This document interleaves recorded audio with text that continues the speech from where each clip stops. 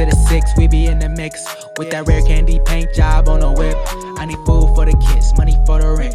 Fuck a lockdown, baby, I can't do that shit. And I don't never vote, cause I'm fucking broke. And either way, I know the police ain't gon' leave me alone. On a plane, about to visit Glen Rockney. Crypto told me I should bring the Glock with me. So I packed up my piece and I'm sliding. Cause we might get caught up in a riot. Middle finger Trump, middle finger Biden. Fuck a left, fuck a right, is you riding? Know you love to see it, dudes rocking. Ain't no politics, baby, we just talking. From the birds to the bricks, we be in the mix. With that rare candy paint job on the whip, who you with?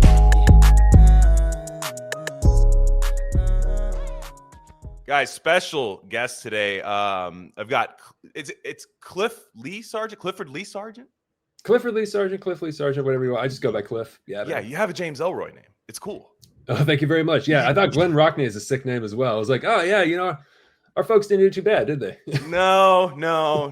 Yeah, and you know, some of the haters in our in my listener base would say I have like a Dennis Cooper name, you know what I mean, or something. Like they would put me in those novels. Not a cool book like I gave you. Dennis Cooper makes you is like a gay rent boy novelist. So no, for sure. No, I know Dennis Cooper. No, I can see Glen Rockney could be like a cop in an Elroy novel.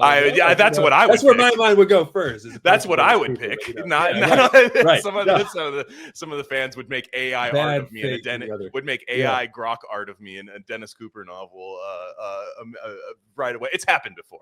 But no, you're the I call it an owner operator. It's not hosting. You're owner operator of Better Than Food, where you I tell you, man, a lot of times when I see a thumbnail of someone posing with a book, and I'm like, oh no, the book I love is gonna get a media literacy rebranding to where I don't like the book anymore, or I'm wrong when I talk about the book. But you find a way to talk about very complex novels, like very complex. You're not just picking up like, you know, a pulp, you know, 180 page thing. And here's what happens. You're not doing that. You're taking you have a 20-minute video on Gravity's Rainbow,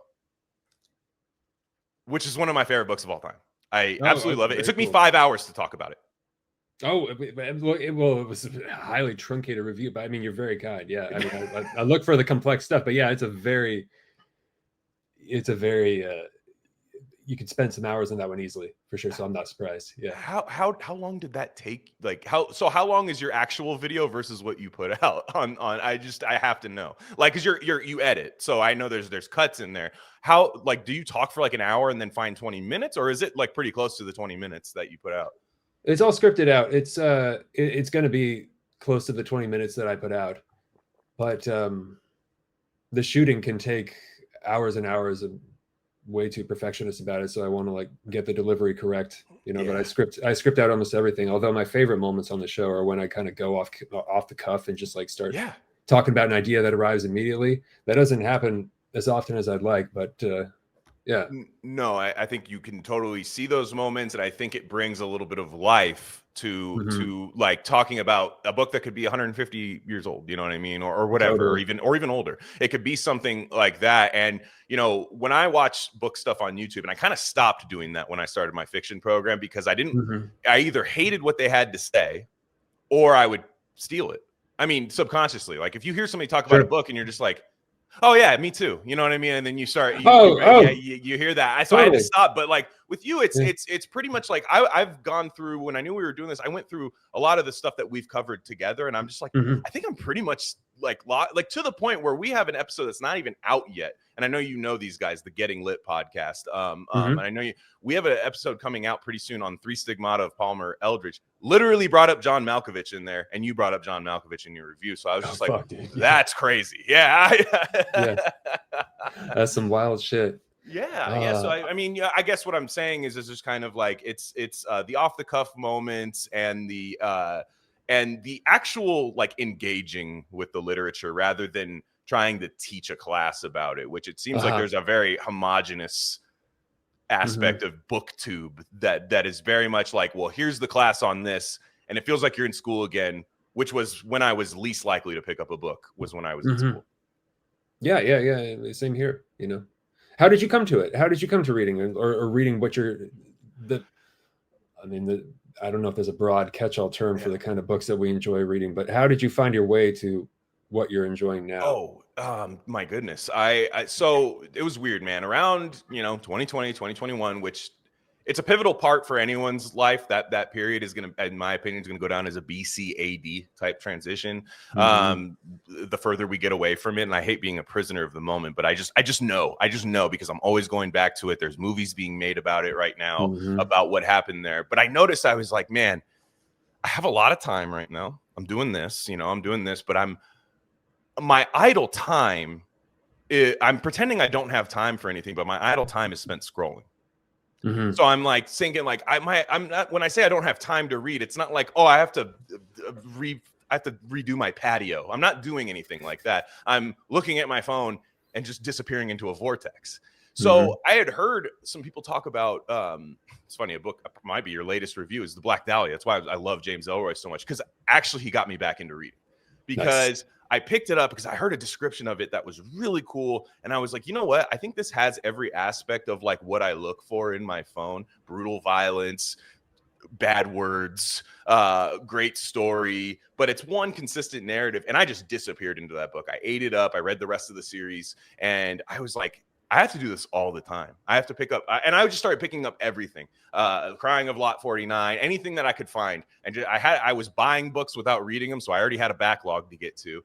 And I just started going all in all, like into all of these books. And I realized it became like a exercise regimen, where instead of today you go, well, I should read. If I went a day without reading, I was like, man, I feel like a slob. I feel like a loser. I feel like what am I doing? And it became this kind of like muscle memory aspect. I don't know. How about you? Oh, I mean, it came in fits and starts growing up, but I love the comparison to working out or strength training or something like that. I completely agree. No, when I was a teenager,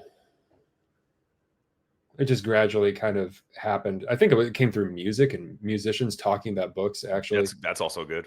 Yeah, so I think that's how I found out about Henry Miller and E.M. Chiron. I think it was Lydia Lunch I have to thank for that one. Nice. And and then around that time I found Paradise Lost as well, and The Marquis de Sade.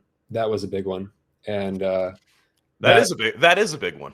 That was the first book I bought when I was 14 years old with my first paycheck. Whoa. Yeah. That's true. That is, and you read it immediately? No. I read Philosophy in the Bedroom, and I still haven't read fucking Justine, which is this fucking thick. No, Philosophy in the Bedroom was enough so I could actually make it through at that time. I thought it was hysterical at the time. I thought it was really, really funny. But that kind of but I was always into confrontational and challenging stuff. I was getting into black metal at the time, so I got started on all the dark stuff young. And because in fifth grade and shit, I was reading Stephen King and all that jazz. And I mean, yeah, it was and then it was 19 where I read 2666 by Roberto Bola. I'm reading that right now. Nice. That's great, dude. It's so good. Yeah, it's fantastic. Yeah, my goodness. I didn't think I thought it would, because I love the tome. I love a challenging tome, where I know it's good. I learned to like the torturous aspects of it, but I haven't got to any of those in Bolaño. Bolaño, it's really streamlined everything. It's like an anthology where it's just boom, boom, boom. I really like it.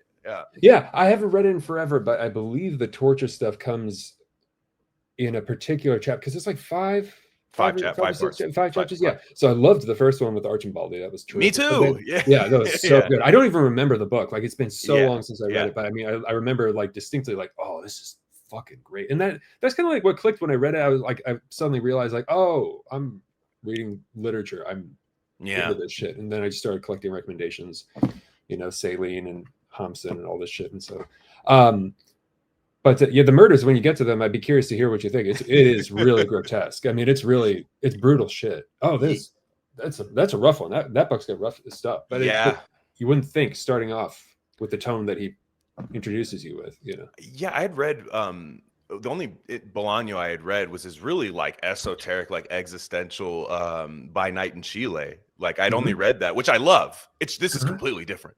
This is just it doesn't even feel like the same guy wrote it, in my opinion. There's a few kind of crossover aspects of it, but that was more By Night in Chile is like I'm dying, and this is like my last, you know, like Dostoevsky, like just thoughts escaping my mind, and like 2666 is like no, I'm, you know, it's a lot different. So I'm very refreshed by it. But so you read that when you were like 19.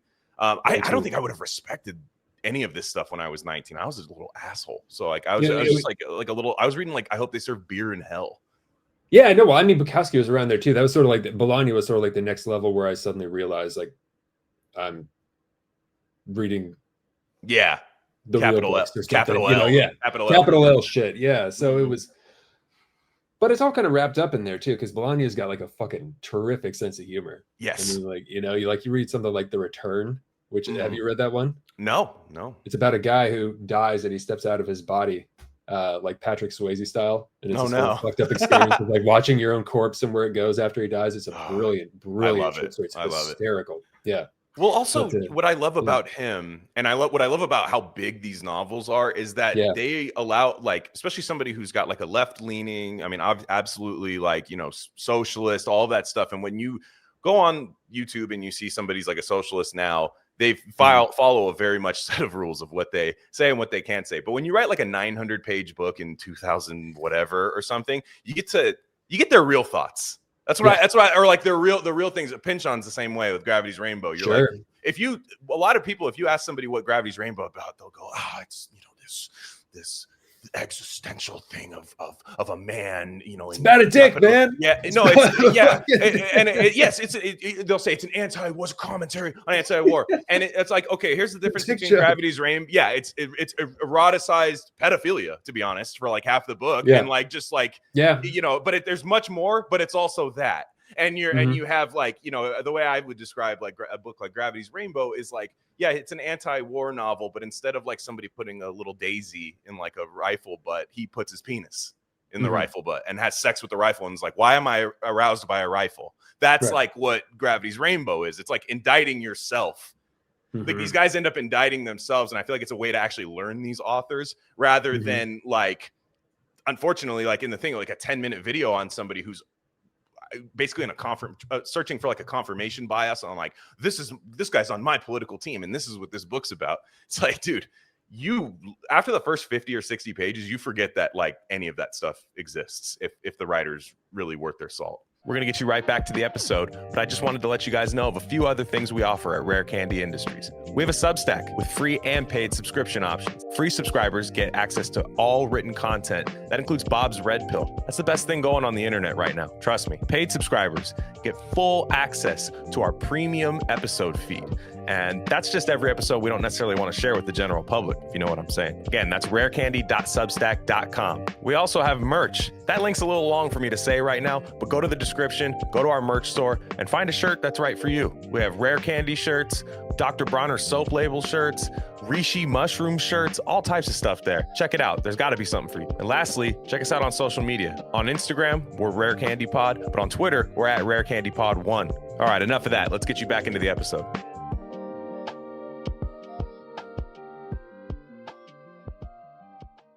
Yeah, completely. I mean, they were in radically different headspaces.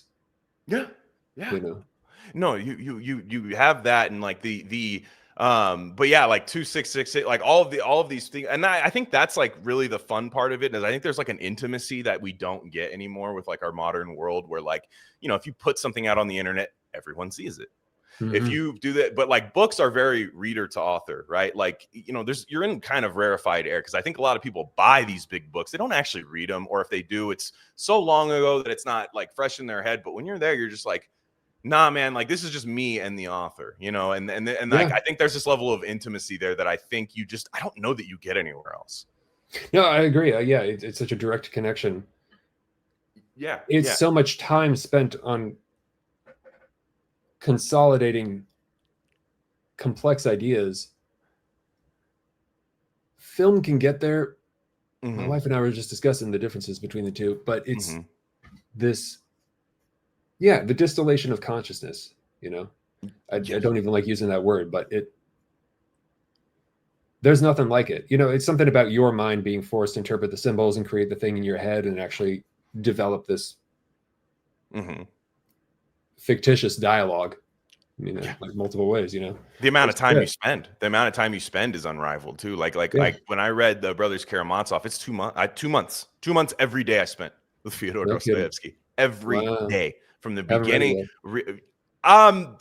It's a book I love. I think it is an absolute masterpiece, but everyone I've recommended to can't finish it. So I'm always just like, well, maybe I'm wrong. Like maybe I am, but I thought it was just like, I mean, look, you like a challenge, so like take it. Yeah, I would say fuck that. yeah, no, it's on the shelf. I'm gonna do it. I hated Crime and Punishment though for some reason. I haven't read that since college, and I was on drugs.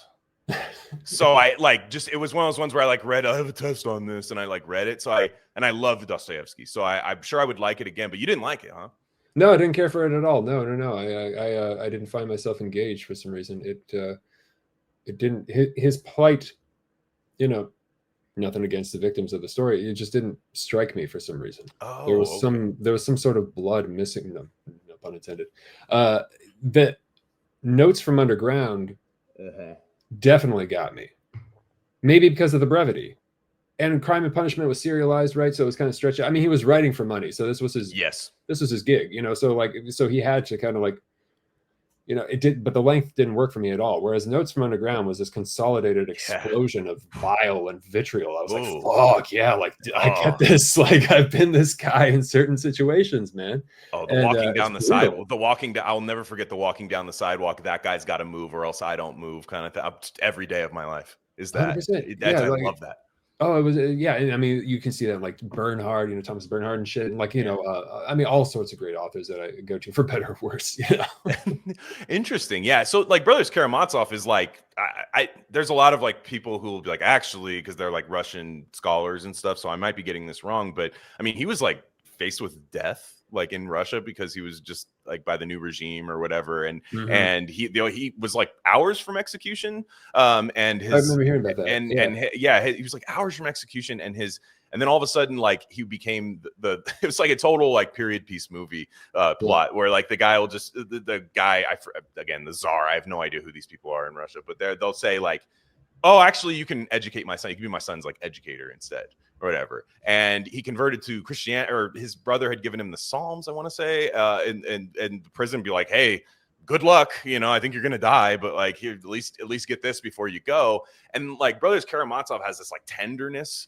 to it of just it's splitting your mind into three different people, splitting your conscience into 3 different people, the worst of you, the best of you, and then the guy in the middle who can't seem to know which way to go. And it's all centered around their relationship to a father figure. And it's just look, there's parts of it where I'm dude, today I spent 30 minutes looking at this and I read 4 pages. It's just one of those ones. Wall of text, just no paragraph breaks. I know people argue about translation and all that stuff, but when I read it, by the time I got to the epilogue, I was weeping. And I'm not one of those people. That's the most. That's the sure sign the book is doing its job. It just actually happened to me yesterday. I've been reading Huck Finn for the first time. Isn't it good? Man, when he says that he'd rather go to hell than abandon Jim, it didn't happen immediately, but I just thought about that shit for a while, and I was just and I just started crying. Dude, it's laughing, right? And everybody you had said this about Gravity's Rainbow in your review, where it was one of the few books that make you laugh out loud. I always because book laughing is that. That's a book laugh most of the time, where you just go, huh. But Pynchon in many of his books has made me laugh my ass off. And then you remember the books that really made you laugh, and you try to tell somebody who's not reading it what, and they're that's stupid. But they're not, because again, it's the intimacy. It's an inside joke. Really, yeah. There's a part of Crying of Lot 49 where a guy tries to light himself on fire, and because his wife is with his coworker or something like that, and he can't even do that right. And they're yeah, no wonder you didn't win Employee of the Month. You can't even kill yourself right. And it's one of the funniest things. But crying is the same way. There's 2 or 3. I think there's 2 or 3 books that have brought that to me. Tell me, please. Well, this is one that I think I really liked your review of it, but I think I like this book more than you. Annihilation by Wellbeck. I at the end, I was dude, what the hell? And I think he's so tender in that book. I think he's so tender. I think because I read all of Wellbeck except for his first novel. I've not read whatever yet, and I've read every single thing. Now, I read Possibility of an Island as my first Wellbeck, and it's still my favorite. I think that is it's great. Like, my goodness, how good is that? Yeah, funny, but also just like, wow, he's got it. Like this dude's got it in this. Like it is just. And then I said, well, why don't I? Because he had the new book coming out, was Annihilation. I said, well, why don't we start going from the back to the front and see like where we came? If that could be a fun way to do this. And as I got to like books like The Elementary Particles, I'm like, this guy's a fucking asshole, man. Like this guy's like really mean. I love him. He's one of my all-time favorite authors. But but like Annihilation, what I loved about that, and if you've ever been in these like crisis moments where you have like all of these things happening that go unresolved in the book, terrorist plots, AI, like all this like crazy stuff happening, very prescient 2025 stuff that you're like, yes, what's the answer, Michelle? I come to you for the answers. You don't get those.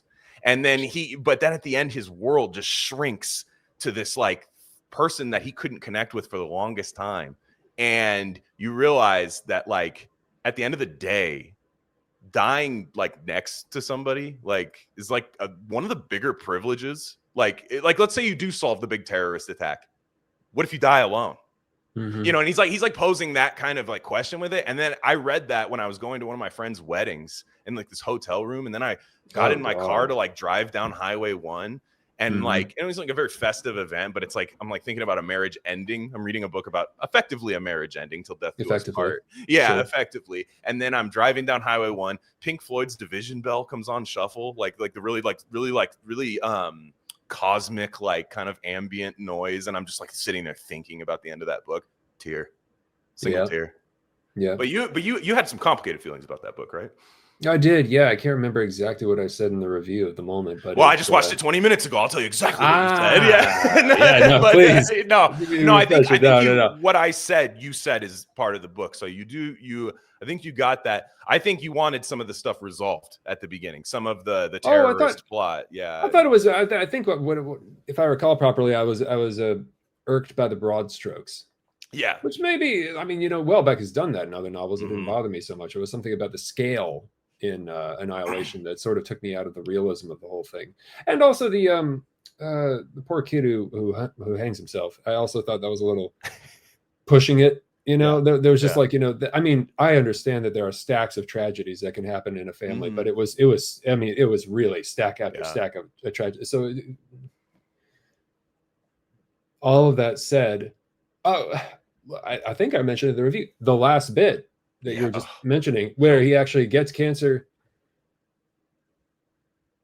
Wellbeck nailed that environment, 100%. Yeah. If anybody who's ever witnessed that process or had a loved one go through that, I hope not, but it's there was something so clinical about the way that he wrote some of those scenes that was so devastating and without a lot of literary drama. It was so effective in and of itself. Yeah. And that ending with, I mean, him and his wife in the park on the hike or whatever, it was vicious, really vicious. See, I didn't find it vicious. I found it beautiful. Like I found no, it is. No. I mean, emotionally vicious. Yes, I mean, just like it hits you. It hits you. Yeah, it just completely rips you to shreds. And I mean, it is beautiful, but it's also just like, Yeah, no, I hear you, because like for a while, like you're reading that, but it's one of his longer novels. It might be his longest. It's huge, it's a huge book, and you're reading it, and you're just like, what? How is this going to end? Like, and it was only my second one of his, so I didn't really know how his process that much. Yeah. And but then at the end, I was like, oh my gosh, and you think about like also like the way he talks about death. And like, the characters like got like open mouth sore that he's ignoring the whole book. That's just worst case scenario. So it's like, if you're like a weird person where you're like, I should get that thing checked out, and you don't, and you're like, it's probably nothing.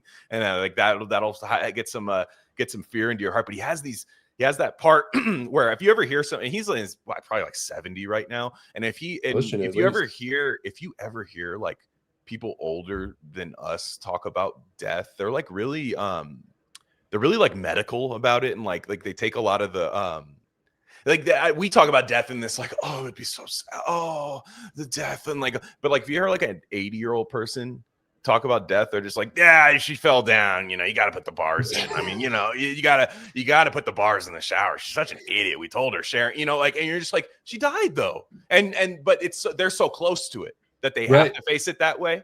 Right. And like I thought my theory on that was Wellbeck is dying, but he's not. I don't think he is. I thought he was for a while too. There was some sort of medical event or something. Yeah, because he was years back doing all that research with the doctors. I'm like, yeah, is that research or are you just going to the doctor all the time? Right. Yeah, I was wondering. I'm very happy he hasn't. It's been about a year, so hopefully, yeah. It's been about a year. Here. Yeah, well, he's one of the best we got, man. We don't have a ton of them left, you know. Yeah. What is one? I'd like to know this. What is one book that you had its reputation? You knew when you were getting into, like, okay, time to finally read this book, and you were just like, what the fuck is this? Well, maybe it's Crime and Punishment. Yeah, that would be the top one. I'm trying to think if I have another better example than that, but that was probably personally the biggest letdown. Yeah, it's gotta be Crime and Punishment. Man, I gotta reread that for sure. Because I didn't give it a fair one. I gave it a very collegey speed read that speed in more ways than one. But like there were a lot of that happening. You know, for me it was The Plague by Camus. Oh, interesting. Yeah, weren't into that. What was the thing that irked you? Could you nail it down? Or you know, I guess I think I just don't like Camus. It's the only thing I've read. That's the only thing you say. You haven't read The Stranger. No. It didn't make me want to. I thought when I has it been like ruined for you? When that book, well, I will. I'm sure I will, because I like to give people more than one chance, especially people that are like, I just, you know, it's weird. Like I like a lot of French stuff, but I think what the French do is like kind of throw like really extreme imagery at you in exchange for their real fatalistic like behavior. You know, like Wellbeck will throw some like really like stuff for the boys at you, you know what I mean? Where you're like, you know, like cheers, dude, you know, like this is funny, you know, like and all that stuff. Where like Camus the whole time, and I'm like, you know, The Plague, like there's some like really, especially the buboes that are appearing on people's stuff, like that stuff's like really scary. I guess, you know, the midwit in me was kind of like, let's solve this, and you know, towards the end, it just never came together for me. It came very highly recommended. I don't know if that's midwit. But you know, like what, you know, like I'm able to view other books and like, well, it doesn't matter if they solve this. Like, it's not for me. I felt like shit, dude. Like, solve the play. I guess maybe because I was so close to like an actual quote unquote plague that was happening. You know, like where I was kind of like, maybe I'm just sensitive about that subject matter to the where I was just like, wait, like if this is like truly some kind of mind virus, like let's explore that. You know, it was like my same problem with like Ari Aster's Eddington was kind of the same way, where I was like, no, let's not jump into magical realism right now. Like this is such a real thing. Like I would prefer if we stayed like in reality and solved it. Interesting. I did think I liked it. I enjoyed it. You know, when I remember I remember busting up laughing when he shot the guy in his chair from the that is a cool part. That was that part of revenge is terrible for me to say that, but I was like, but it I think my feeling was the same when it went too big. Like it got a little big, although I did appreciate like the clandestinely funded Antifa guys just going around fucking shit up. I was like, I wanted more. I wanted more. You wanted more? I wanted more. So it went magical realism, or like it just went like too fucking big, but it didn't go far enough. You kind of wanted some more. When they kill, when I mean, I'm sorry if I'm spoiling Eddington for anyone, but like it's like when Pedro Pascal's character is shot, I'm kind of like, well, that just lets him off the hook, and I wanted him to be connect, like that, the whole like mysterious people flying on planes and college stuff. I wanted there to be like a connection to that, and then maybe we get turn it into a Western at the end. Let's get a real duel. And like you know, I think Ari Aster, it's literally the first Ari Aster movie I haven't liked. Like so I am actually a fan. I'm not somebody. I didn't enjoy Midsummer, but I thought the ending was fucking funny. Midsummer is probably his weaker of the others, I think. I love Beau is Afraid. I think Beau is Afraid. Beau is Afraid is a genius movie. That's a fucking funny movie. Yeah, the first 15 minutes of that. Sorry. Yeah, no, you're right. And I think it took the what he did in Eddington towards the end, I think it works when he does that in Beau is Afraid, because it's just a man against his own mind. So it's like, that makes a lot of sense. But I'm like, let's solve this the old fashioned way. Like, you know, like I feel like this is like, if you're going to put this in the West, you know, like in New Mexico and like small town, this town ain't big enough for the both of us. Like, again, maybe that's too low, you know, whatever. But I was always just like, that would be fun, man. Like that. And I don't care who wins. I don't care who wins. It's not even like but Joaquin Phoenix has to, you know, have the championship belt over his head or anything. It's not even that. It's just like, anyways, what I was saying about the plague is it was the same concept. I was just like, okay, like I actually want this problem solved, and maybe what you're saying, and I think there's this fatalistic French aspect of Camus, and I don't know enough about what he thinks, but this kind of like, well, we cannot solve the problem, you know, like we cannot, you know, as humans, and I just was like, shit, I think we can, dude, like, you know, like red-blooded Americans coming in. Let me in there, Albert. Like my Alex Jones voice, you know, like, like Albert, we're gonna take Albert, there's cats. They're shooting the cats, Albert. Yeah, like I that was me. And I fully think that could be something that it's just not for me, I guess. But is The Stranger better? Oh yeah. Okay. Yes. Without. Yeah. Yes. The Stranger is different too. The Stranger it's a new. I hesitate to say that it's a new way of telling a story. It's like a philosophical exercise through a traditional story, like 3-act structure. Sold. Yeah. Forgive the silence, but it was sold. Yeah. It, you know, it's a gargantuan question mark, and I have to think about what to say. No, you're good. I that's because, like, to me, this is another thing I wanted to talk to you about. Like, I see a lot of these discussions where, you know, the more literary your book choices, the less you value plot. I feel like that's kind of this like fallacy, but I love plot, and I think plot is a I think it's looked at as like a cop out. I think a lot of times, like the more a lot of you know what I'm saying. Like when you hear you see my Black Dahlia review, I did. Okay, yeah. I was going to ask what you thought about that. It was, well, yeah, no, I'm with you as far as like I love plot too. With Ellroy, it got. I think that there's both, right? You can sacrifice plot. You can sacrifice more literary themes for a stronger plot. It's all like a fucking alchemical experiment or a chemical experiment, right? To like see which works with what you bring from inside you or something like that. So what did you think about the complexity of the Black Dahlia in terms of what you just said about plot? Yeah. So again, coming from like not reading for a long time, I'm reading Black Dahlia, like, whoa. Yeah, totally. Crazy. Now, I read the rest of the quartet. He got so much better at tying it all together. I heard about that. Yeah. The Big Nowhere is a top 5 book of all time for me. No shit. Like, better than LA Confidential? Yes. LA Confidential is very good. I love LA Confidential.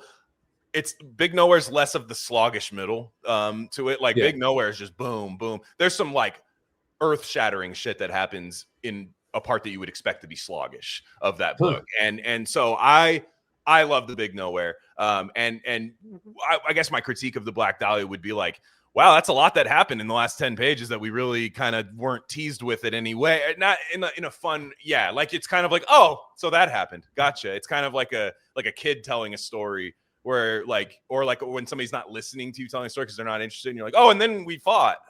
And you're like trying to like sensationalize it. Yeah. Well, I thought, and please tell me what you think about this. I didn't talk about this in the review. I should have. I regret not doing it, but the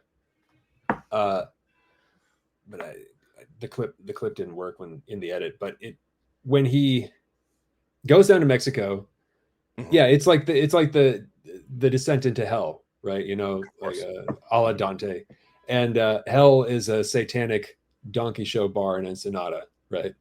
And it was raunchy as hell, and it's over the top, and it's fucking crazy. Like it's just like disgusting and everything, and completely degenerate, depraved.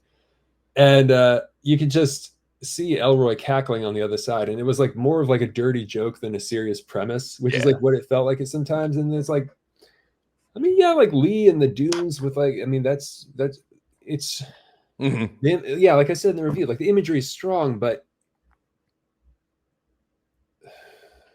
we left the realism, which was the really strong part about it.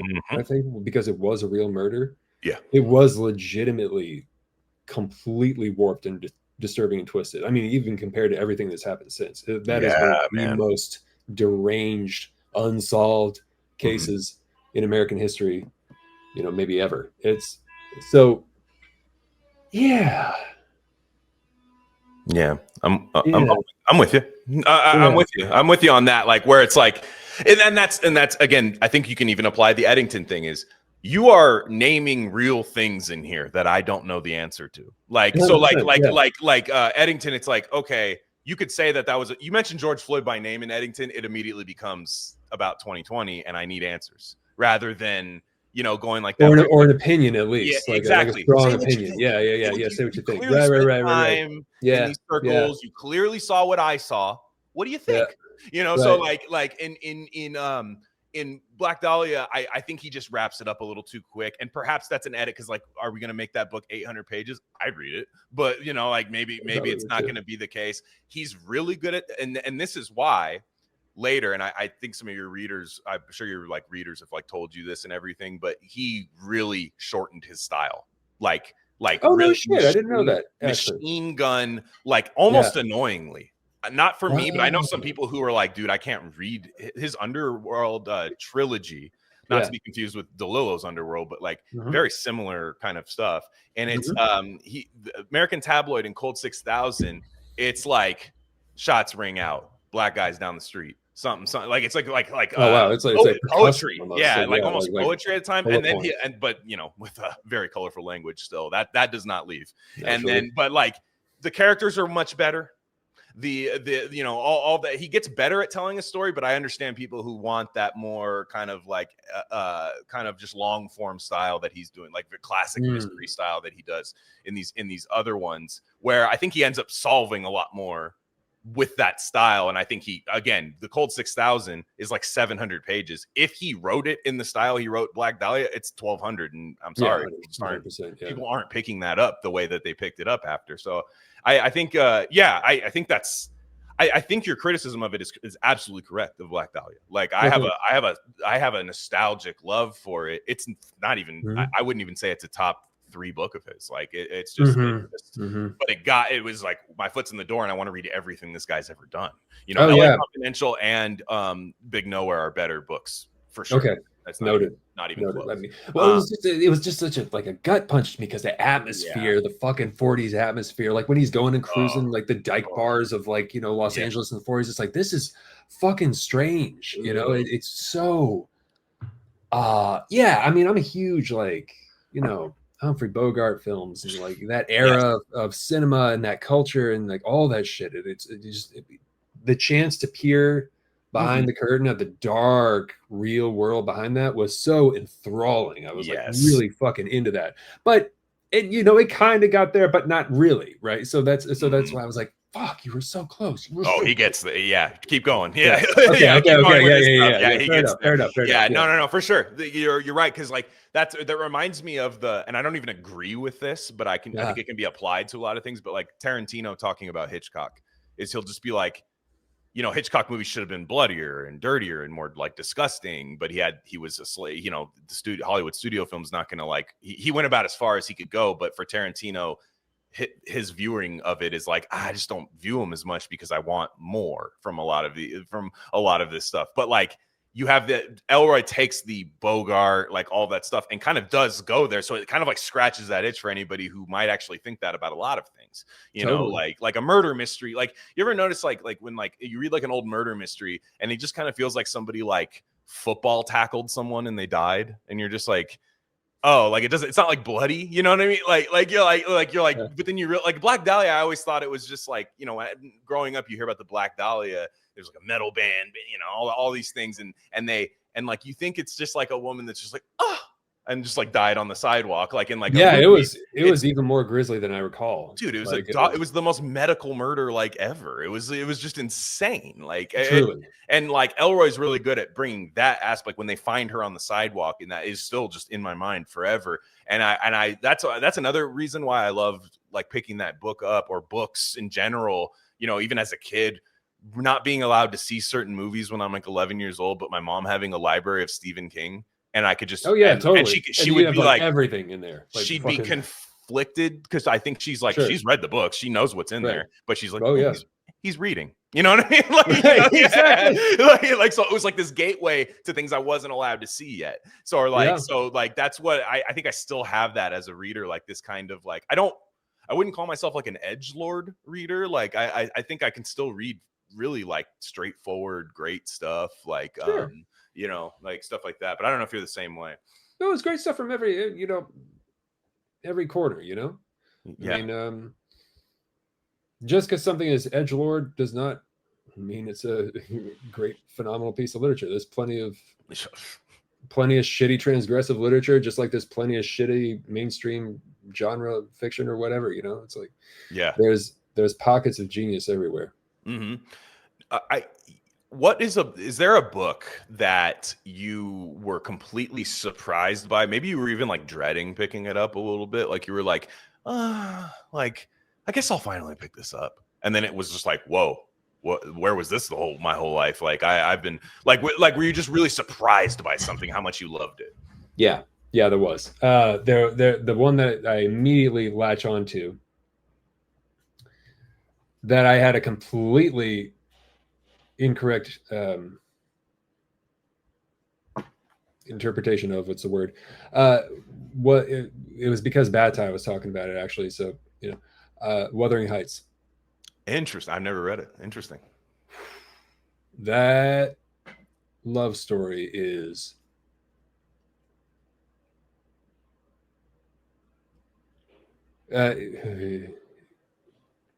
chills. It's so. I mean, you still got it. I see you remembering it in your head.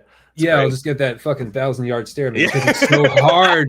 It's so hard to like describe the devastation that lies between those two characters. Like, wow. Like this cannot. I maybe that's what makes a love story like fundamentally romantic, when they can't be together for whatever reason. They truly cannot. It's not going to work, and yet they're so drawn to one another. It's like they can barely live without it. And so you have this the unreconciled nature of the whole thing. And but that's not even doing the book justice. I mean, no, read it. But that's how you why it's still with you though. That's why it's still with you. I guess that's what I meant. Is like just like it could. I mean, I don't know when you read it, but like it's just that's in your head. You can forget every plot point, but you're like, that book right there, that's still in my head. Is this like I just there's a few, you know, like there's a few. I got to read that because I am scared of like that era of books, because I've put a few down, like where I've just been like for me, like the Jane Austen stuff. No disrespect, because there's clearly something there. There's clearly something there, and it's for me. But it like perpetually reminds me of like people are coming over, so we have to manically clean the fucking house. Yeah, straight up. Yeah, literally the worst. That's not Bronte. Like that's not. Yeah, it's and that's what I thought it was going to be. I thought it was going to be like, you know, manners and fucking shit. I thought it was going to be like something like kind of closer to like they fold the napkin the wrong way, and Mrs. precisely looked at it, and oh my goodness. Yeah, and I thought like the best case was going to be like we're going to get like some Prussian Swans way shit, where it's just like kind of like going off on like a but no, it's a really fucking dark book. Polya had some great stuff to say about sexual persona too. She did a phenomenal analysis in there as well. So that's I'm gonna read that damn book, because I relegated that into the Jane Austen ghetto that I don't rip that shit out and get it back. No, for real. I'm telling you, that shit's fucking dark. That's one of the darkest books I've ever read, actually. Wow. Yeah, straight up. Like Wuthering Heights is a brutally tragic book. Phenomenal. For me, the book that floored me, like that I was just kind of like, I'll pick it up because of like, I picked it up as like kind of a meme a little bit, kind of like because it was such a bad movie, like, or like a the movie made from it was such a like a disaster. There's like stories upon stories upon stories of why it didn't work. And I was like, oh, I wonder if the book's good. And the author's famous, The Island of Dr. Moreau by Oh, I've been meaning to read that. Was that good? I loved it. No shit. I mean, it is so visceral. It's disgusting. It's like the author's just constantly reminding you of the smell of these like horrible creatures, like these horror. I mean, I'm sure you know the concept of it. Like, it's just a lot of people know the concept of it. It's because it was a very failed movie. I mean, it was the Marlon Brando in the Moo with it's David Thewlis. Never saw it, thankfully. It's awful. The movie is awful, unwatchable. Not even as a funny like watch. Like, it's just so bad. The director, I think they kicked a good director off of it or something. I think people died, people had to be hospitalized with like spider bites on the set and stuff, like weird tropical injuries. And it was just one of those. It was like Apocalypse, the making of Apocalypse Now, but without the end result of Apocalypse. But it sucks. Yeah. That's such insult to injury, literally. Yeah, no. But the book, it's H.G. Wells. It's tight 200 pages. It's really refreshing. Like, you don't really have to transport yourself into like, okay, I'm reading a 1910 book, like, I mean, let me get into that. Fresh. It feels like it was written 40 years ago. Like, it was just like, I loved it. I haven't read any other Wells. I want to, but I was just kind of like, holy shit. And the last page of that book left me the good kind of cold, where you're like, okay, this is like a horror novel, and that's the scariest way to end this. And I was just like, whoa. And I recommend that to everybody. I think people go like, seriously, like, are you trying to like find some obscure like kind of book to recommend me to show that you've read about? No, I'm telling you, like, that one is still, I read that book like 3 years ago, and I still just like think about it all the time. It's just, it's nuts, man. Fever Dream. That, you ever read that book with like a feverish quality to it, like where you're like 100%. Hallucinating almost a little bit? It's just, it's just nuts, man. It's the best. And I don't think I ever said this to anybody, but I think I saw I never saw the adaptation of that with Marlon Brando, but I think I actually saw the trailer when I was a kid in the theater or something.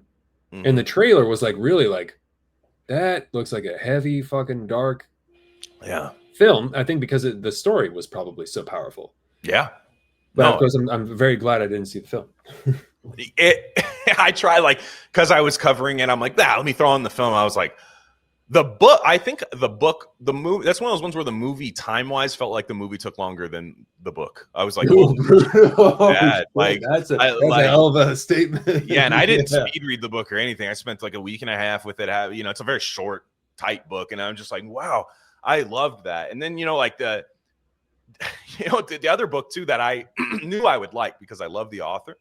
Yeah. But because I geographical ties to what he's talking about all the time and everything. But East of Eden. Have you ever read East of Eden? Yeah, I enjoy, just call me Joe, right? It was.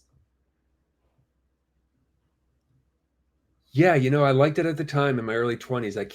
I don't know if I would like it again as much. Although I think you would. What? Yeah. What's the woman's name? She was an absolute Kathy. Kathy's crazy. Bad fucking. Kathy is a tarantula. Like, she is a tarantula. Like that. Oh yeah. The woman run, eat the men for sustenance after they do their. Oh my goodness. Black Widow, dude. The drama in that book, I was like, dude. Like I that was one of his few that I hadn't read because I grew up reading Steinbeck. I grew up in the Bay Area, so Central Coast is right there, and you can go visit the towns that he's talking about. They look the same. It's crazy. My wife tells me it's beautiful out there. She lived in that area. Salinas, California is probably the most underrated city in California, in my opinion. I believe that. Yeah, it's beautiful, but then you have like I loved that. It became my favorite book of all time. No shit. Yeah, interesting. Yeah, it became my favorite book of all time. I'm trying to, something might unseat it. I'm not saying it's going to be there forever, but I was like, holy shit, dude. Like, I keep waiting for this book to suck, and it doesn't. Yeah, I know, 100%. I'm going to have to reread it. Yeah, man, I'm going to have to. Yeah, I think I did a shitty review of that one, like, way back in the day when the channel first started, but I took it down because I was like, this is shit. You've been doing this for a long time, huh? Oh god, dude, yeah, it's like over 10 years now. It's starting to get a little fucking. You look like a kid in the Blood Meridian review. I know what it was, dude. I was like 24. Kid, I was like, the same guy. I was like, no, it's fucking crazy, man. It's fucking crazy thing about it. Like growing up in public and saying all this stupid shit, I mean, so you've managed to like. you've managed to not like, I don't want to say sell out because that's like a weird term to say, but like you've managed to not like succumb to a lot of YouTuber nonsense. Let's just say that much. You kind of sound like the same guy. You sound like you've gotten to where you are organically and stuff, but like your channel's huge. So I mean, it's really. Don't thank me. It's the number. I mean, it's amazing. I count for one of those. Yeah. So I didn't do anything. You know, it's great. I mean, so what I mean is like, do you get flack for not like, I don't know, like not just talking about it the way everyone else talks about books? Like you will highlight other parts of books and you won't, you know, you're not over there looking to say something edgy, but if something happens in the book, you'll talk about it like a grown man. You know what I mean? Do you get flack for that at all? For not doing it the way maybe could you? You're not woke. You're not woke. I hate using this term. Oh, I didn't want to say that because I hate painting people as that. But like, do you get like that's Cliff? That's not what happened. That's a comment on capitalism, Cliff. You know, like I'm sure you get that. Like you have to. Oh, it's died down, man. You know, I'm really fortunate. Like a lot of the folks who watch my show aren't up in their shit about stuff like that. You know, they behave like adults. Yeah. I mean, it's for everybody to like come by and like say hello and shit. I'll talk to you. I don't care what your politics are. It doesn't matter, you know, like whatever. But you know, flack was it was just the anxiety around the pandemic era, right? You know, like so from like, you know, because I was much more vocally flippant in the early days, and I miss a lot of that shit. But you know, it's also just from being like young and fucking stupid as hell. But you know, it is what it is. You don't know what you're talking about. Yeah, never heard of that. Maybe you do, not me. Yeah, right. Exactly. Yep. No, man, I said plenty of stupid shit, but there was a lot of fun. It was a lot more fun back in the day, man, because you know, nobody cared nearly as much about politics. It wasn't nearly. I mean, that really started to kind of creep in from 14 or 15 onwards, and no, it has. I ultimately, sorry for going on a tangent here. No, I haven't gotten a ton of flack. I think a lot of the folks who like come, like some people might like dive in, like stick around and see like I'm not exactly like, you know, cookie cutter or whatever, and I'm like, and they might leave but nothing serious. Although this era has freaked me out, though, I gotta say, it's scary. It's scary as shit. Scary as shit. And you could, if we can you remember the evolution of that feeling? Yes. Like 10 years ago, like it's here, it's kind of like there in the background, but you're like, yeah, fuck them, like whatever, like, you know, this is the internet, like you can still say like whatever the fuck you want, and it's cool. But then like growing, and then kind of like, and then you hit Charlie Kirk, and then we're like, oh yeah, we can get killed. You know, not that anywhere. Yeah, no, in that, you know, that chilled me. That chilled me when that happened. Chilled me. It was fucked up, man. That was fucked up. Yeah, not even for what, like, like when you say like you got chilled during that, like people are like, you were like the biggest TPUS. I didn't really watch any of that. I just I never found him to be this gravely offensive man or anything. I was always just like, he's just out there good faithing people. You know, people would say it's bad faith, but good faithing. And then it was like the act, and then the celebration and of his dancing on the grave, and you're just like, wait, I wasn't even allowed to like question like ivermectin. You know what I'm saying? Like, or to like question, like I wasn't allowed to say that on the internet. And yes, people did get fired for it. However, we're not the ones who set up that process. So like, I can't, I'm not saying people should be fired for what they say. I didn't set up that process. So it's there, and you can't be mad when the weird laser beam gets turned your way. Like it does, the idea is to not build the laser beam. Like that's what everybody warned you as that. Like, so I that completely, for a week just doing this, my co-host, I would just be like, dude, like, this is scary as hell. Like, just the fact that like that is a weird precedent to set, man. Like, it's just like, and you're just like, man, you're so right. But like, you've been doing this for a long time, and I just remember like if you were in a friend group and you had polar opposite politics of somebody, even in like 2015, and they would just say like, that's my friend, he's a fucking idiot, he has different politics, he's a moron, like he's a dumbass, we're getting beers later, are you joining us? You know, like that was the concept. And now they're like, it's this martyrdom, like I sacrificed a friend of 10 years because he doesn't believe what I believe. And that's the switch that got flipped, and how easy that is for people is still so frightening to me. It's terrifying, man. Yeah. It's terrifying. Yeah. And you're from Portland, or lived in Portland for a long time? Shit, dude. Yeah. I went to school in Portland. Yeah. I was there in like the heyday when it was like, you know, you had just shitloads of good food and nobody giving a fuck about anything, and everybody like able to live fairly cheap, and it was just a blast. And God damn, did that city get fucking ruined, man. I've never seen something go down in flames like that. It was, I don't use the word lightly, it was like fucking traumatic, you know, like seeing like, you're kind of, I didn't grow up there, but it was like sort of my hometown. I went to school there, I had a bunch of friends there, had history there, and it just got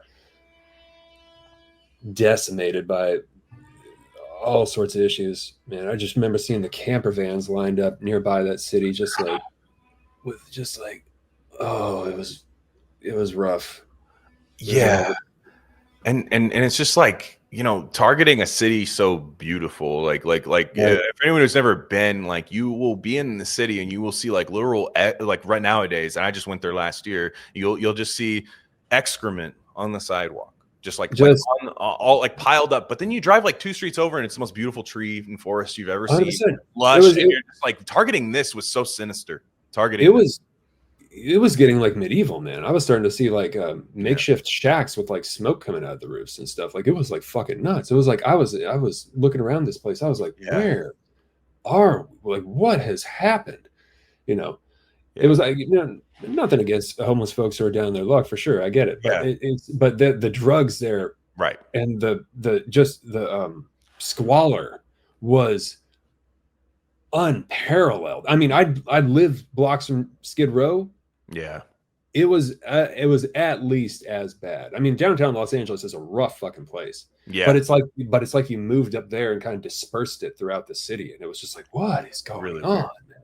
Yeah, really weird. In my hometown, San Jose, like you would see after a while, you'd see these camper vans where like clearly like.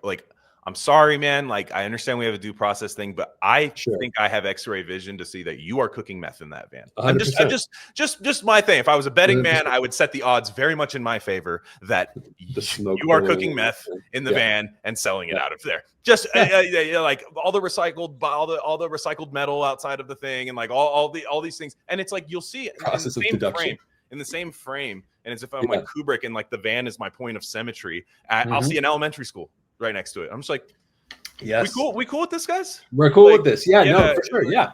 I walked by one, same story. Yeah, it was a school. I don't know if it was grade school or whatever, but there's like tents, like fucking like all this, those crates that they'd like build out. Yeah, it was and the mentally ill, like the severely, violently mentally ill going on the streets, and like anyways. You're right, and I'll say this. Everyone's like, "Well, those people need help." I go, but like, why is the burden on me? I'm not a psychiatrist. So like, you're telling me to handle this situation in real time, and people view it as like this relic of like, well, things need to change, or else this keeps happening. It's almost like this kind of like. I'm like, dude, well, all right, like this isn't just nothing. Like it's like when I talked about like the murders in the old books and old movies, it just seems like somebody just got like slapped on the shoulder too hard and fell over. Like if people think it's this, like people think it's just like, oh, that homeless guy like made a crazy thing. It's like, no, unfortunately, like on public transit, like these things will happen, and they do happen, and nobody's like. You don't need to make that like that used to be something that everyone hated, like across the whole political spectrum, some more than others. But everyone used to say, like, yeah, crime's bad.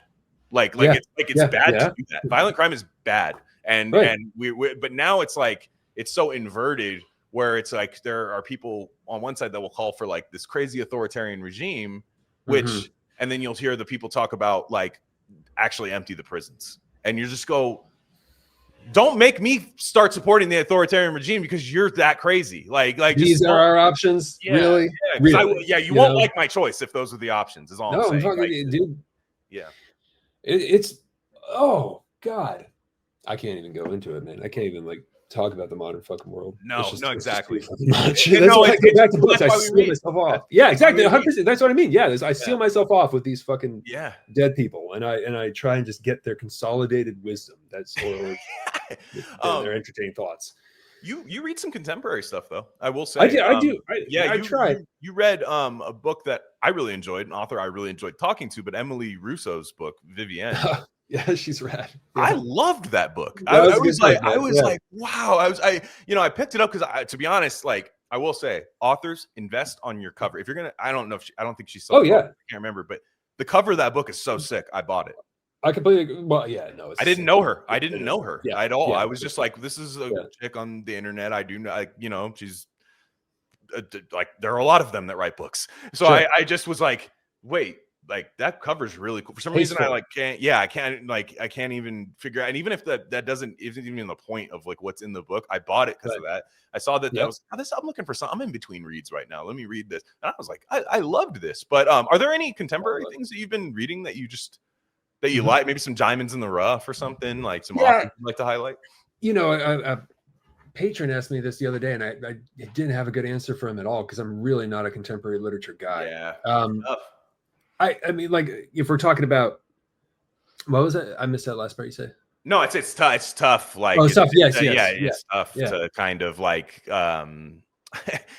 want to read it because it's important, right? Like, it's important to highlight it, to find the good stuff. Because, like, you could tell people to get stuck in read the past.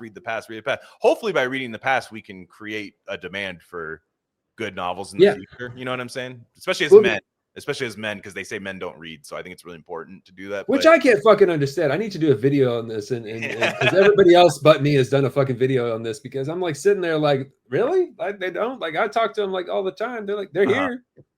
They're around, it's like they're fucking reading. Men don't read contemporary literature is what they're saying. Well, that's what that statement means, by the way. You know what I mean? Because it's not written for them. So it's like that's why going into the past and realizing, like, like the Black Dahlia, Bucky Bleichert. Well, that's a cool guy. Like, that's a guy I'll pick up and read. I want to know his plight, his adventures, and all of these things. Nowadays, it's like, there's good stuff, but I'm not going to diss anybody. But you're just kind of like, what is the book that the men are running to go pick up right now? And they're obviously reading the classics. I mean, the 4chan list that everybody screamed about, that's a great list. I haven't read the list. Their 4chan top 100 is like really cool. Like, I'll see if I can find it. It's like I'm not a guy that goes on 4chan, but like, it's legitimately, if someone said, this is the list of books that is like, gosh, I'm trying to find a good image of it I can share, but it's like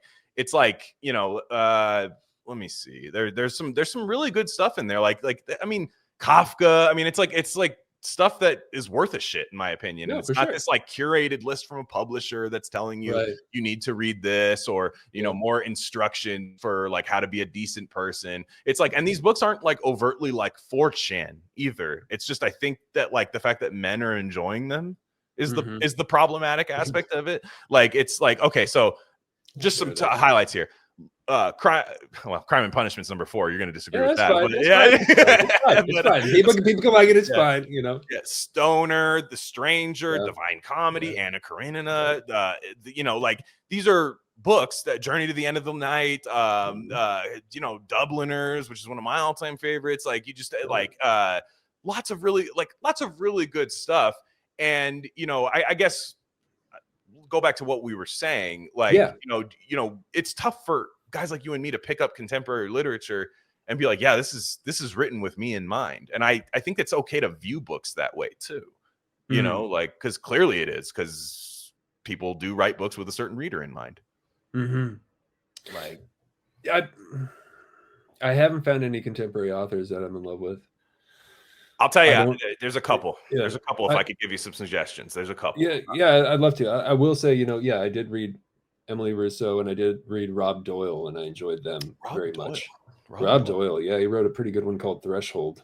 I don't think I know Rob Doyle. Let me see. I recommend him. He's got a new one coming out too, which I'm interested in reading. But he's sounds good to me. I'm already loving the synopsis. Yeah, he's a curious guy. There was Threshold's wild. I won't tell you about it. It's interesting. But yeah, but please continue with tell me about the ones that. Well, I've found friends that I've had here, and Adam Layer too is awesome. Adam's a great writer. Communions. Yeah, of course. Communions is the shit. Yeah, it's a great book. You have some of these guys are like my legit friends. However, they became friends after I read their books. A lot of times. Like, so it's kind of like I didn't just be like, oh, it's my friend. Hey, listen to my friend's band, and like it's not doing that. But like, there's a in terms of like cyberpunk, like a lot of really good cyberpunk stuff. Like J. David Osborne wrote a book called Gods Fare No Better, which is just a really sprawling, fun cyberpunk guy humor cyberpunk book that is expertly told from the viewpoint of different characters that all comes together at the end and very satisfying. And then I read a book recently, and also everyone Kelby Losack is another one out there who writes. J. David Osborne and Kelby Losack write. They're a part of a group called Broken River and stuff, and very, very good writers collective. Very good. I've heard of those guys. I've heard of Kelby Losack. I haven't spoken to him yet, but I've been very interested in it. There's kind of a scene, a disparate group, a something where the circles are starting to overlap. I don't know if anybody has named it yet. But it's really quite interesting. And, but there's a book that I think you would really like that I just interviewed the author recently, and it's called Crowbar by Andrew Edwards. Really cool. Like I was like, I forgot I was reading somebody from like that I know on the internet. Like I didn't really know him at the time, but like the book was emailed to me. It was, like in that fashion, but I felt like I just found it in a store and was like, that looks cool. Like that was the process of reading it. And I loved it very. Oh yeah. I heard about this one the other day. I might've seen you been posting about it. Yeah. The Rhodesian mercenaries. Yeah, man. Bad, dude. It's fucking bad. I was like, I really very quick read, but there's so much in it, man. Like, it's just like, really good. Really good. So there's stuff out there, like there's stuff out there, but I think the goal is to try to, like, you can do it with your channel, even whether it's your intent or not, is kind of like, this is what we like. And what we like can be from 100 years ago. What we like could be from 20 years ago. What we like could be from 10 years ago. Anything like that. Write this, right? Not don't copy it, but mine what's good from it, put your personality into it and write the book, because like there was a formula for a long time that a lot of people are actively trying to buck that I don't think is worth doing. Where if you're trying to write books for men, have some masculinity to it, vulnerability to it too, but not all vulnerability. Like McCarthy's very good at that. Cormac McCarthy's very good at this masculine guy, but you're kind of sitting there in his thoughts and you're piecing together and you're like, damn, this guy's having kind of a meltdown right now. Like this guy's kind of having that. But now it just seems like autofiction, which I'm not against. However, I feel like that's a weird term because a lot of books are autofiction, but they're not about the author's life. They've got things from the author's life in them with a cool plot and cool characters.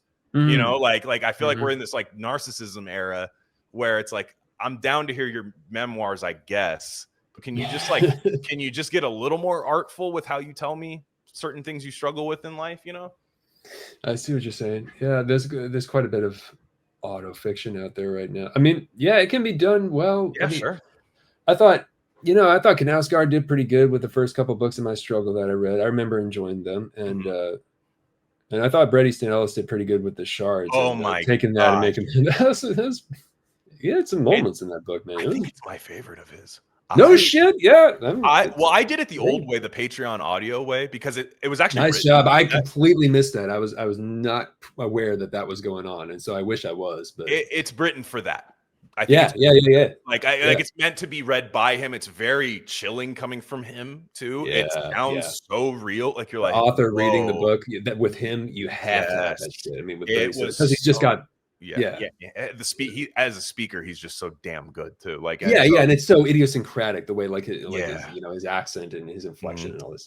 I like a lot of his stuff, but the shards. Oh man, what the shit, man! There's some stuff in there. I was chilled, and then just like the kind of like cool classic mystery ending to it. I was like, wow. Yeah, you found a way to make this like a novel, like a fun novel that even if you don't know anything about the guy, it's still very readable. And just again, the way you say about 40s LA, early 80s LA, there's nobody better. I mean, to talk about that, like, absolutely not. Yeah. No, that he nailed it. He just nailed that. His obsessions, you know, his life, it all just kind of like the, you know, the time, it all kind of just it hit, you know. So that was great. But yeah, I mean, like, you know, I don't think there was such a. You wonder if guys like McCarthy and going back further, like Faulkner and Hemingway, if like, you know, if their priority was, you know, having a sense of masculinity in their novels, I don't think so. It was more of just like trying to get the voice that they naturally had inside the book. And so now with these new social things we're dealing with, it's like, yeah, everything's been kind of like exploded and captured and defined and rigidly so. Yeah. And but that's never getting quite at the truth. I don't know even where I'm going. It's like it's almost as if you were to intentionally try to get you know, pure masculinity or whatever inside of your novel. It's going to like fall on its face almost. That is a great point. I know exactly where you're going with that, because like a thing I like to say is like, okay, let's pretend that, because like the problem with the new kind of society we live in is that there's none of these rules are like written down, but they're enforced, right? A lot of times, and like mob by mob rule and this like populist thing. So like it's not like you know, books like 1984 and all that stuff, like the rules are on the wall and stuff. Sure. Here it's like it's even weird. It's even like a bit more sinister, because they're like, "What are you talking about, dude? We have a constitution. Like, what are you talking about, dude? Like, nobody is it's so like yeah. When somebody does capture this era, like in the future, I'm not even if it's a great book, which it could be, you know, I don't even want to read it then, because it's like, yeah, living through it, you're just like, yeah, no, I don't want to go back to that fucking place, you know. Right. Like my grandmother said she didn't want to watch Mad Men because she lived it, you know. It's like that kind of thing. Good point. You know? Yeah, no, yeah, I can see that. Like I'm more interested in 80s nostalgia than my parents who lived in the 80s. You know, like they're just like, yeah, it was tight. Next, you know, like, yeah, but, like I kind of remember it, you know. yeah, they're like, yeah, you know, my dad went to see the Blizzard of Oz tour and Heaven and Hell tour in like the same year. Yeah, whatever. You know, you have no bands, right? Now. Like, yeah, whatever. 100%. Yeah. Like when you're there, life goes on. Yeah, like when you're there, it's like it's only like 10, 20 years in the future where you're like, fuck, that was really cool. But what I was getting, I think you're so right, is when like right now, like if you're somebody that doesn't like the current rules or the current construct of society, and you're going to write a book and you're like, I'm going to write the masculinity novel, it's operating, it's as though the yard duty, the warden of the said rules is in the room with you, and you're like rebelling against them. Man. And I don't think that works. I think the aloofness, even if it's fake, I think the thing you need to fake, or like an affect, needs to be the aloofness of like, what rules? That you need to like pretend like you were Robin Williams in Jumanji, dropped into Earth, and you don't know what year it is, and just write as though those rules have never been implemented. And I think that's when you get good shit. Like rather than going like, they don't want you to know this, man. You know, like that you can do it, like that falls flat after a while. 100%. Well, you know, like so we're the first era, right, that we have this unbelievably tapped in social surveillance.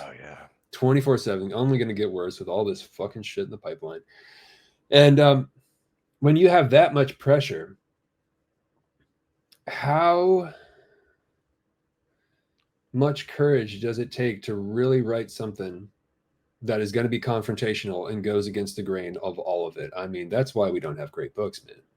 I mean, it's like we're talking about it, like it's a fucking, I mean, not only is it exceedingly difficult because now you're more than ever aware of all the competition you have coming before you. I mean, holy shit. And you drop a young person, young man or woman, into this in this world, like trying to do something that is the next stone on the path, right? You know, this, and it's no wonder. I mean,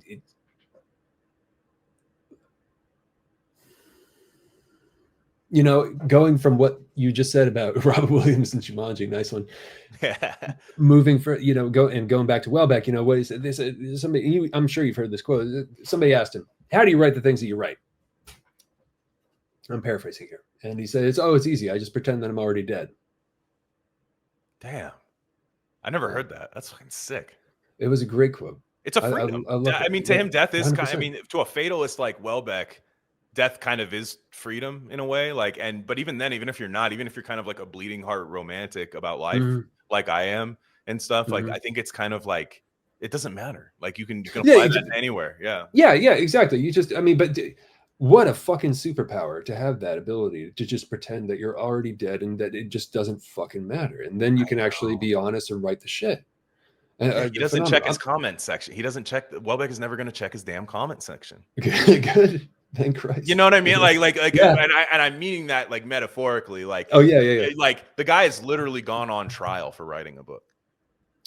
Man, that section of history was just a fucking trip. Yeah, with like the Bataclan and then the Charlie Hebdo and all that shit. Oh my god. Which he's 100% correct about. Like, I mean, look, I'm not making broad statements about anything. I just mean like. No. You couldn't sit there and be like, you got that wrong. You're going to jail because you're wrong. It's like, it's like, no, you're not. Like, it was great. I mean, he wasn't really ripping on Islam. It didn't seem like too much in submission. Submission is not anti-Islam.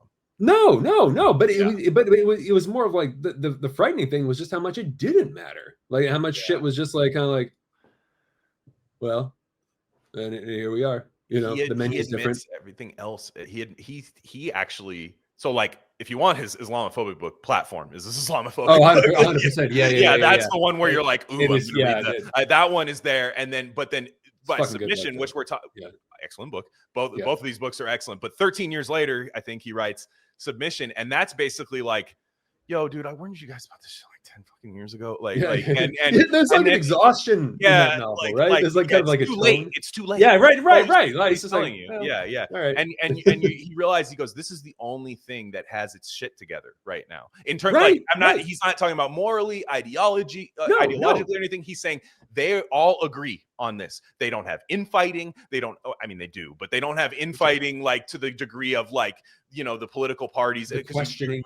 You're exhausted with all this French political nonsense at the beginning of that book, and you realize you're he's doing that to you on purpose because you realize how easy those small groups can just submit because you know the left there is like, they're like, well, this is an anti-feminist Islamist group coming in, like, so the left is surely going to go in, and they're like, no, they said they buckled when they said free college but for men only, and the left is now a part of it. So you're just kind of like, wow, like that it's actually terrifying, like when you think about it, like how easy it is. And so like, I was just saying, like, if anybody's looking for the actual like one, Platform's the one where he creates a composite Middle Eastern character and airs out all of his grievances. But like, so that to me, you're so right as if you're already dead, because I mean that dude is straight up like he's paid the price. Like, you know, he's been canceled degree, like I mean, to the point where the court has been involved with it and stuff. And so I just kind of like, I think that's tough, because I think there's a lot of writers that want to break the cycle, but like there's still, the cycle's kind of embedded in us to be like, what, damn, did I piss that many people off? Like, you know, they're going to find out a lot about me, you know, all of this stuff. And I think that's the, I think that's the freedom. And he's of an older generation, so it's kind of tough, I think, for a millennial to get in that mindset, but I think that's the only way we can have books back. I think we're gonna have to. Yeah. I think we're gonna have to. And who's gonna be the one who gets there first? You know, it's gonna be the listener. Yeah, right. Exactly. Right. Do it. Come on. Yeah. Do it. Well, Cliff, I had a blast talking to you, bud. This is likewise. Yeah. This is great. Real pleasure. If you're not subscribed to his channel, Better Than Food, please go do that. It's really cool, because like, again, it's, you know, I talk about books for like 2 hours, like a book for like 2 hours, and you find a way to really hit like the big points of a book, like in that you don't really spoil it either, which I know is a big thing on YouTube. I don't give a shit when I talk about my books. I'm like, you're getting it spoiled, because I feel like you're gonna pick it up a year from now anyways and forget what I even said. So, but like on YouTube, the spoiler stuff is like, they'll get pissed. People hate spoilers. People hate spoilers. That's so what else do you got? I mean, I know you come from film, but I remember listening to an interview with you on Getting Lit where you said maybe that door seems shut. Oh, that door seems shut. Yeah. No, I got really into making an adaptation of Story of the Eye in my early 20s. That seems dead and buried for now. Chris Doyle's still down to do it if I ever find the money, but I don't know if I'm going to find the money. No, no. Film is even tougher. I feel like than, but it's awful now, dude. Yeah. It's just nothing gets made, and if it does get made, it gets made for streaming, which is his own problem. I saw this whole thing happen since I entered film school, because I had that super fucking like deluded romantic auteur filmmaker idea when I was a kid, and then I watched that whole transition kind of happen in front of me and over the course of a decade, and that's about the time I started listening to the Bret Easton Ellis podcast, and I think it was that plus some Orson Wells clips of him talking about being in the film industry, and that's when that was kind of the poison in my head where I was like, all right, this shit's fucking over, bro. And it is. Yeah, two of the goats right there, man. Orson. Oh, aren't they? Somebody bought somebody bought me for Christmas, I think last year, or like a coffee table book of like Orson Welles art, and it's so cool. And it's like it's art, but yeah, it's really cool. It's on like art, like his drawings and all that stuff, which are very good. It's like a lot of his the shadowy set pieces he did come from a lot of his drawings. Like he has this cool drawing of the trial, which I think his adaptation of the trial is like some of this cool, one of the best adaptations of any book I've ever seen, because you're just like, how the fuck do you bring that to my screen? Yeah, with Anthony Perkins, right? Yeah, how did you do that? Like that book is so hard to adapt, and while having putting the imagery that's happening in the trial, but also the emotion and the anxiety of the character. Like it was just so good. But then a lot of the other Orson Welles stuff that's in there, some of the cool stuff is just like handmade Christmas cards that he would write for people. He would like draw, and it would be like a Christmas card to like Vivian Lee. To like Vivian Lee, and it was just like, wow, this is so cool. Like it was like that's equally as cool as like the other shit in the book, and it's like he took the time to do that shit. Being Orson Welles, like that's such a sweet guy, dude. Like he was just eating himself to death, and like just kind of like but he would still just find a way. Like he'd still find a way to do all of that, and it was just like that was great. So well, for anybody who's here from Cliff's channel checking it out, I we'd love for you guys to subscribe to us. We don't exclusively talk about books, but however, I have a podcast called Gain of Fiction that we put out that has did you get the joke, Cliff? That's a fucking funny name, dude. Nobody there's like a few people that like have come on, they don't understand what that is. Like that, but I'm sorry. It works if you understand it, but it works if you don't. We've covered I think 75 novels on there, 75 novels on there. Some of them are free, some of them are behind the paywall. But check that out. That's rarecandy.substack.com. There's also some writing from my co-host Sai on there.